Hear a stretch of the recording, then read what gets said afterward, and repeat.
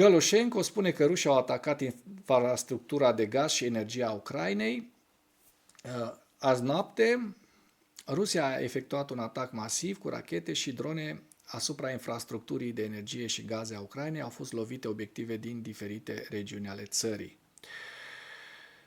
Ministrul ucrainean al energiei spune că atacul are ca scop distrugerea capacităților energetice din diferite regiuni ale țării. În urma bombardamentelor au fost avariate instalațiile de alimentare cu energie electrică și gaze. Încă o dată, infrastructura de energie și gaze din diferite regiuni ale Ucrainei este sub foc masiv de rachete și drone, spune Galușenko. Și vedem, de fapt, ce vor să facă rușii. De ce au prins așa mult curaj sub măsurile putinistului Donald Krasnov Trump. Kremlinul respinge compromisul, refuză să vorbească despre încetarea focului. Îs curios dacă Trump o să ia ceva măsuri împotriva lor pentru această decizie de a nu participa la negocierile de pace. Rusia respinge posibilitatea oricăror concesii în viitoarele discuții de pace privind războiul din Ucraina. Kremlinul a spus că nu va face compromisuri, neagă posibilitatea de a desfășura trupe de menținere a păcii în Ucraina și a respins posibilitatea unui acord de încetare a focului.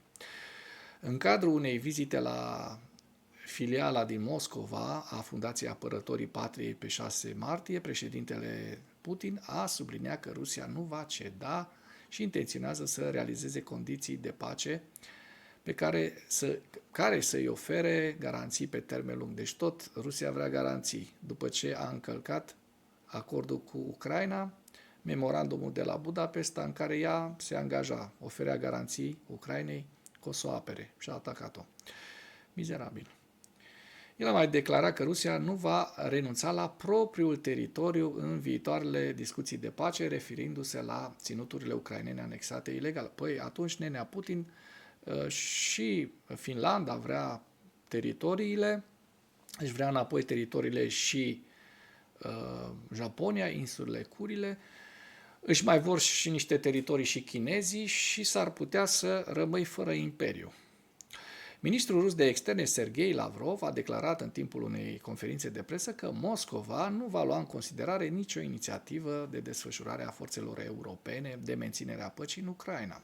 Potrivit acestuia, astfel de acțiuni vor fi echivalente cu desfășurarea forțelor NATO, ceea ce înseamnă că Rusia le va considera ca participare directă a Alianței Nord-Atlantice la război.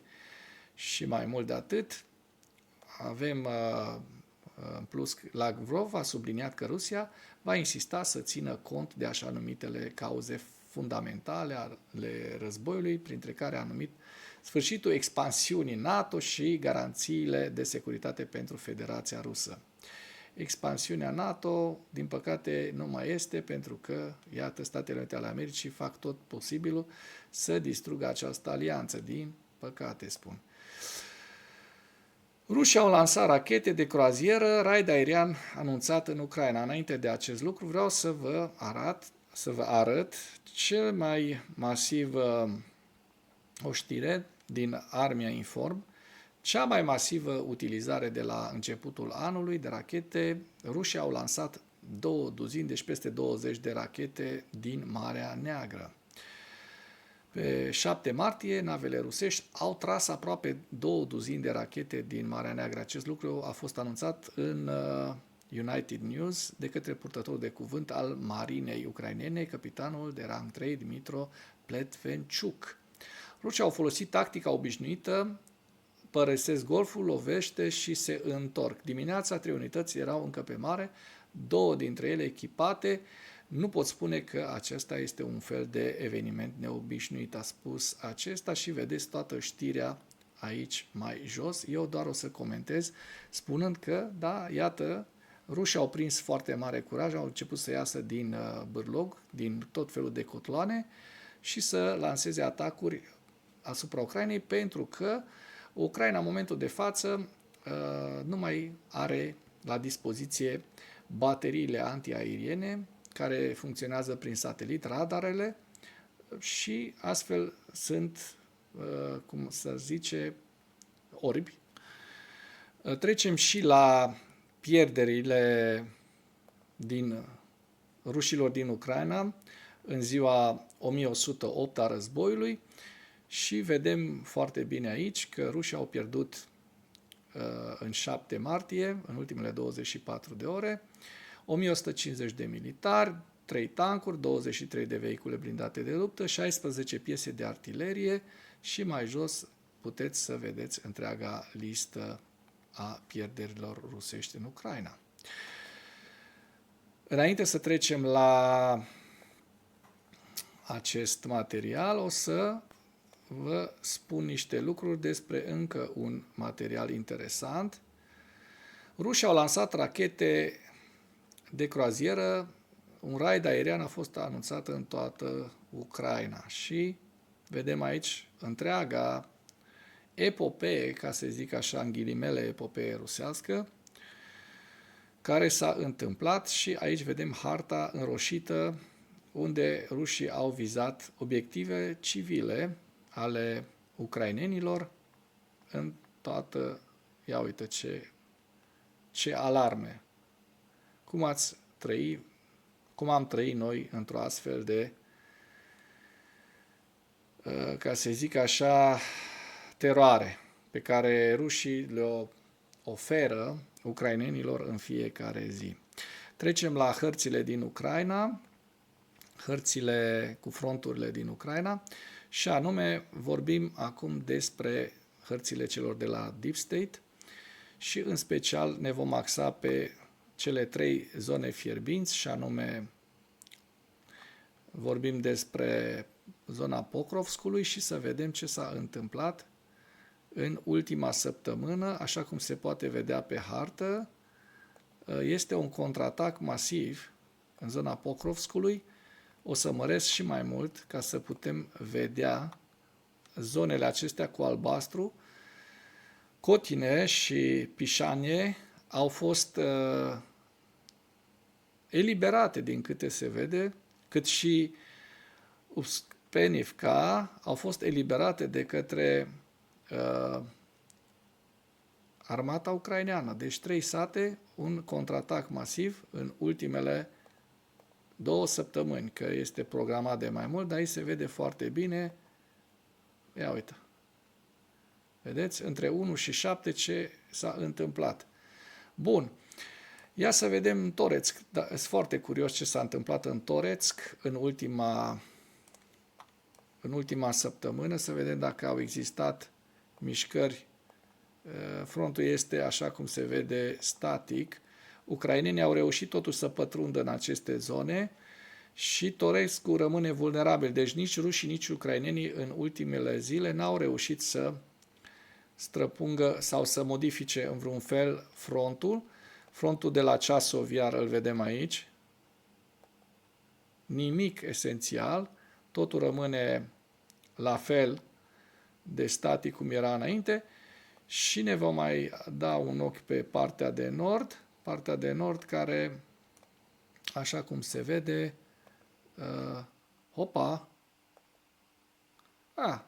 nu e chiar așa mult. S-au întâmplat în această zonă niște mici modificări, dacă observăm în acest flanc, dar nu este ceva de speriat. Rușii au avansat un pic în această zonă. Bun, ce spune Institutul pentru Studiul Războiului? Președintele rus Vladimir Putin și alți oficiali ai Kremlinului au respins în mod explicit să facă orice concesii în viitoarele negocieri de pace sau să accepte orice propuneri de pace ale SUA, propuneri europene sau ucrainene, iar Ministerul Rus al Afacerilor Externe a respins posibilitatea unei încetări a focului negociate pe data de 6 martie, așa cum vă spuneam. Lavrov ne-a zis multe lucruri de acest gen, multe găluște pe care cine vrea să le înghită, dar pe canalul Animatura nu înghițim găluștele lui Lavrov și a celorlaltor propagandiști ai Rusiei. Oficialii ruși vor profita probabil de suspendarea ajutorului militar SUA și a partajării informațiilor cu Ucraina pentru a răspândi o operațiune de informare rusească de lungă durată menite să prezinte în mod fals victoria Rusiei ca fiind inevitabilă. Kremlinul a salutat comentariile recente ale unui oficial al administrației Trump, care descriu greșit invazia ilegală și neprovocată de către Rusia a Ucrainei drept război proxy, iar presa rusă a prezentat declarația ca pe o recunoaștere că Statele Unite sunt participante la război. Și aici secretarul de stat Marco Rubio a caracterizat războiul Rusiei din Ucraina drept un război de proxy între SUA și într-un interviu pentru Fox News, probabil știți și voi, care a fost publicat pe data de 5 martie.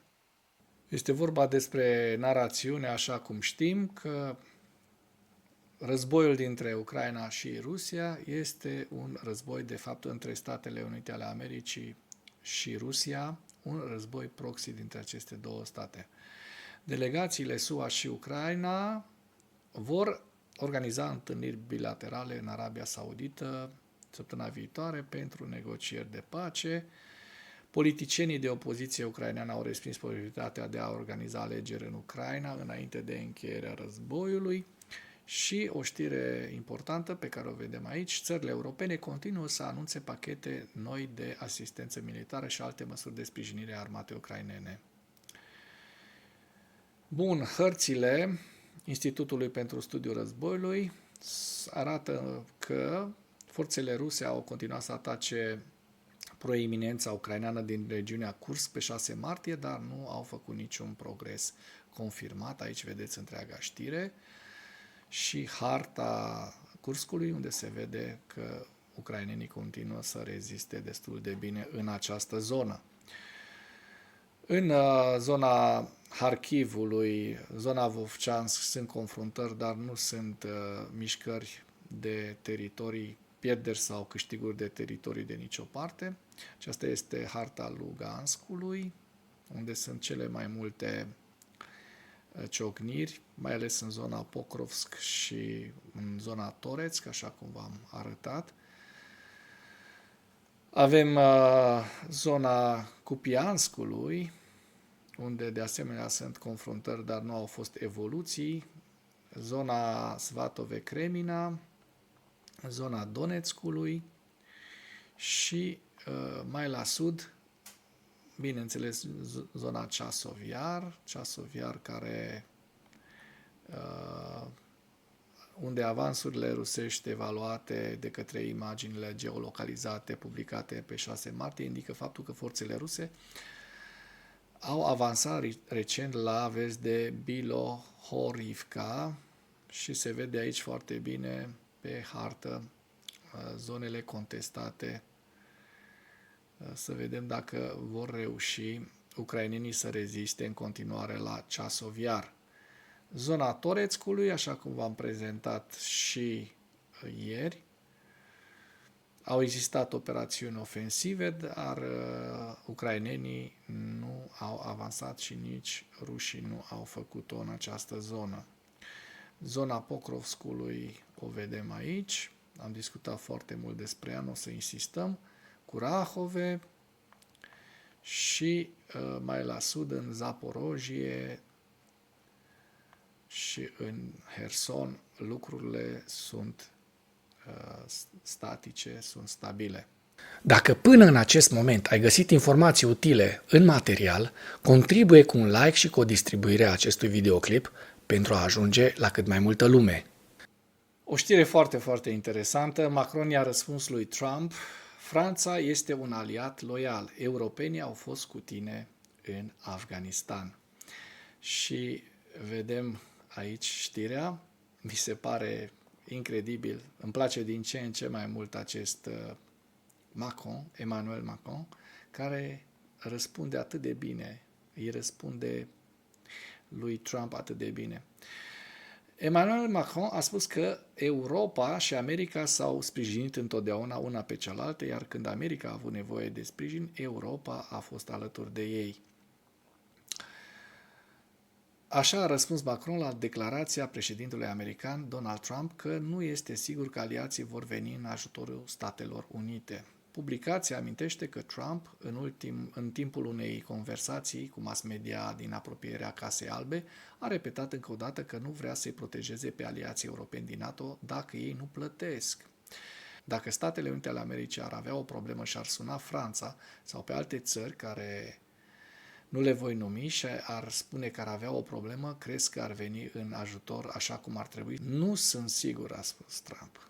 Macron a răspuns că Franța este un aliat loial și devotat și tratează Statele Unite ale Americii cu respect și prietenie și se așteaptă la același tratament din partea Statelor Unite.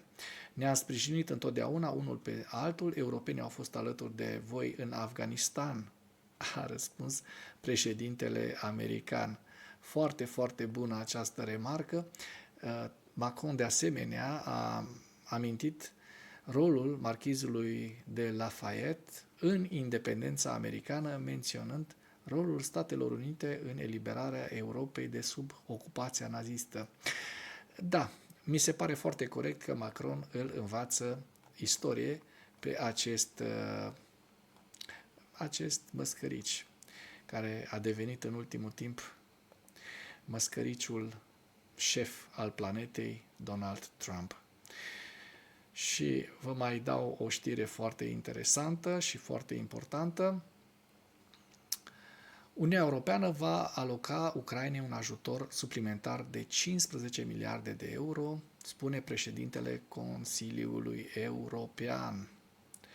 Antonio Costa a declarat într-o conferință de presă despre summitul Uniunii Europene privind securitatea că mai multe state membre ale UE au promis un ajutor suplimentar de până la 15 miliarde de euro pentru Ucraina.